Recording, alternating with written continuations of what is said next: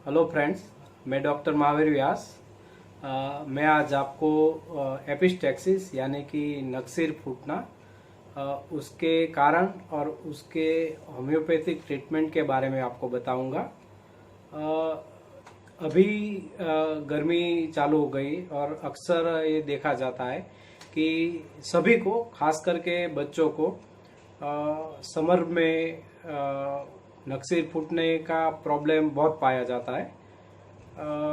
उसके अगर कारण जाने उससे पहले उसकी जो नाक की जो एनेटॉमी है, यानी कि जो नाक की आंतर त्वचा है, उसके अंदर एक छोटा सा लिटल्स एरिया होता है। जो लिटल्स एरिया है उसके अंदर तीन बड़ी ब्लड वेसल होती है और वो जो ब्लड सप्लाई करती है, तो गर्मी की वजह से उसमें फूटना बहुत आम बात है। अब उसकी वजह क्या है? तो मेन जो वजह है उसमें एक तो सन हीट हो गया, जैसे कि बहुत गर्मी में घूमने से या सीधा ताप लगने से जो ब्लड वेसल है वो फूट जाती है और उसमें से फिर नाक में से खून निकलना चालू हो जाता है। हाई ब्लड प्रेशर भी उसकी एक मेन वजह है। और कभी कभी खास करके बच्चों को नाक में उंगली डालने की आदत रहती है, तो उससे भी ये चीज़ हो सकती है, जिससे हम नोज पिकिंग बोलते हैं।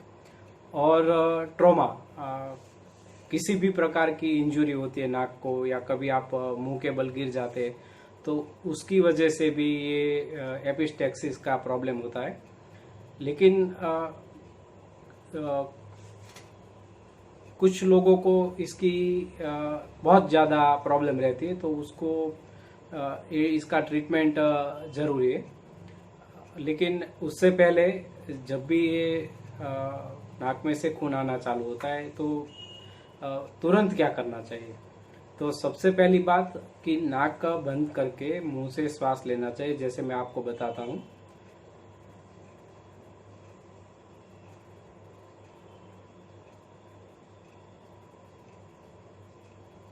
ऐसे सर ऊपर करके कम से कम 3 या 4 मिनट मुंह से सांस लेनी चाहिए, नाक को बंद रखना चाहिए। तो नाक को अगर ऑक्सीजन नहीं मिलेगा तो थोड़ी देर में खून आना बंद हो जाए। तो बच्चों को भी ट्रेन करना चाहिए कि जब भी उनको नाक में से खून आना चालू हो, तो तुरंत ही उनको नाक बंद करके मुंह से सांस लेना चाहिए। तो 3 या 4 मिनट में अक्सर ब्लीडिंग बंद हो जाता है।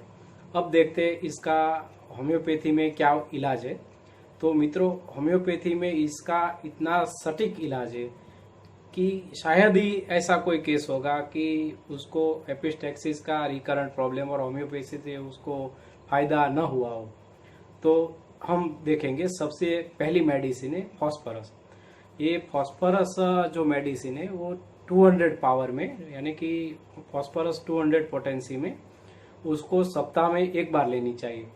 वो किसको उपयोगी है? जो जैसे हम देखते हैं कि किसी किसी को नाक में से पानी आ रहा है तो हैंड कर्चीफ से साफ करता है, तो जब भी वो हैंड कर्चीफ से साफ करता है तो साथ में खून लगा रहता है, तो उसका जो हैंड कर्चीफ है वो हमेशा उसमें खून के धब्बे मिलेंगे। इस तरह के जो भी पेशेंट है उनको फॉस्फोरस 200 का सप्ताह में एक बार डोज लेने से बहुत ही फायदा मिलेगा। दूसरी मेडिसिन है ग्लोनाइन। ये जो ग्लोनाइन है वो वैसे भी सनस्ट्रोक की बहुत ही उपयोगी दवा है। वो हमेशा सभी को सनस्ट्रोक से बहुत प्रोटेक्ट करती है, बहुत बचाती है। तो जिसको जैसे बहुत ज़्यादा धूप लग गई हो, डायरेक्ट सन हीट से उसको जब भी वो धूप में जाता है तो ब्लीडिंग चालू हो जाता है। तो ऐसे जो पेशेंट, या कोई ऐसे भी लोग होते हैं कि जैसे उसको स्टोव में या कभी फैक्ट्री में जिसमें बहुत ही ज़्यादा गर्मी में काम करना रहता है, तो उसकी वजह से नाक में से खून आता है। तो ग्लोनाइन जो है वो 30 पावर में, उसकी 4 गोली दिन में 3 बार 10 या 15 दिन तक लेने से उसको ये काफ़ी फायदा हो जाएगा। और एक मेडिसिन है, तीसरी मेडिसिन आर्निका 30। ये आर्निका जो है वो हमेशा से सभी को इंजरी में बहुत ही यूजफुल है। तो किसी को भी नाक में कुछ लग गया है, या गिरने की वजह से, या किसी भी टाइप का ट्रोमा हो फेस पे या नाक पे, उसकी वजह से अगर उसको ब्लीडिंग हो रहा है तो आर्निका 30 4 गोली दिन में 3 बार सुबह दोपहर और शाम एक हफ्ते तक लेने से उसको ये प्रॉब्लम में पूरा आराम हो जाएगा। और एक मेडिसिन है ब्रायनिया 30। ये जो ब्रायनिया 30 है पर्टिकुलरली समर में तो यूजफुल है ही, लेकिन लेडीज में जब भी पीरियड्स मेंसेस का टाइम होता है तो मेंसेस आने की बजाय नाक में से खून आने लगता है और बार बार आता है। तो ऐसे पेशेंट को ब्रायनिया 30 में 4 गोली सुबह दोपहर और शाम 10 या 15 दिन लेने के बाद वो ये प्रॉब्लम बिल्कुल ठीक हो सकता है। और एक मेडिसिन है वो भी पर्टिकुलरली फीमेल के रिलेटेड है और वो मेडिसिन है लेकेसिस 200।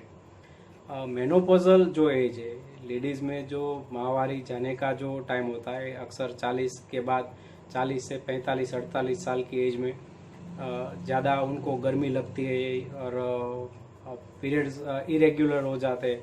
और उस टाइम में जो ये एपिस्टेक्सिस का प्रॉब्लम होता है उसमें लेकेसिस 200 को केवल सप्ताह में एक ही बार लेनी है। 5 गोली सप्ताह में केवल एक बार और या 2 या 3 ही हफ्ते तक लेनी है। तो उससे अगर ये मेनोपॉज रिलेटेड प्रॉब्लम है तो उसमें काफ़ी हद तक प्रॉब्लम ठीक हो जाएगा। और 2 जो मेडिसिन है वो होम्योपैथी में जो मदर टिंचर आते हैं वो है। तो फर्स्ट है हेमामिलिस क्यू, हेमामिलिस मदर टिंचर। हेमामिलिस जो है वो सभी तरह की ब्लीडिंग कंप्लेंट में, जैसे पाइल्स में भी हो या कुछ भी हो, जब ब्लीडिंग बहुत ज़्यादा होती है या जैसे बोलते हैं कि जिसको हेमरेजिक टेंडेंसी या प्रकृति है जिसकी कि बार बार ब्लीडिंग होता रहता है, तो ये साथ में मैंने जो इससे पहले जो भी दवाई बताई उसके साथ भी ये हेमामिलिस का मदर टिंचर जो है वो 10 से 15 बूंद आधा कप पानी में दिन में 3 बार लंबे टाइम तक, यानी कि 2 से 3 महीने तक चालू रखने से ये प्रॉब्लम और ये जो प्रकृति वो भी चेंज हो सकती है। इससे पहले में जो आप दवाई के बारे में हमने बात की, वो जो मेडिसिन है उसमें से वो सभी मेडिसिन कभी नहीं लेना है। वो जो मेडिसिन है उसके जो भी मैंने लक्षण आपको बताए उसमें से जो आपका स्पेसिफिक जो लक्षण इसमें सूट करता है वो एक ही दवाई लेनी चाहिए, लेकिन मदर टिंचर साथ में आप ले सकते हैं। और एक मदर टिंचर है मेलिलोटस। ये मेलिलोटस है, ये मदर टिंचर में जिसको उच्च रक्तचाप यानी कि हाई ब्लड प्रेशर का जो प्रॉब्लम है उसकी वजह से नाक में से अगर खून आता है उनके लिए बहुत उपयोगी है। ये भी 10 से 15 बूंद सुबह दोपहर और शाम कुछ दिन तक, यानी कि 1 महीने तक लेने से वो नाक में से खून आना बंद हो जाएगा। और ये जो आप होम्योपैथी में ये जो भी दवाई ले रहे उसमें से किसी भी मेडिसिन का कुछ भी साइड इफेक्ट नहीं, फिर भी आपको ये मेरा परामर्श है कि ये तो मैंने आपको ये जानकारी दी है, लेकिन आपका जो भी प्रॉब्लम है वो आपके नज़दीक जो कोई भी अच्छा एक्सपीरियंस्ड होम्योपैथिक फिजिशियन है, अगर उनके पास आप जाके ये ट्रीटमेंट लेंगे तो वो आपके लिए ज़्यादा अच्छा रहेगा। और ये क्योरेबल है, आपको इससे परेशान होने की भी ज़रूरत नहीं, क्योंकि वो इतना नॉर्मल चीज़ है कि मैंने जैसे बताया वो लाइफ में कभी ना कभी बहुत से लोगों को तो होता ही है। नमस्कार, जय हिंद।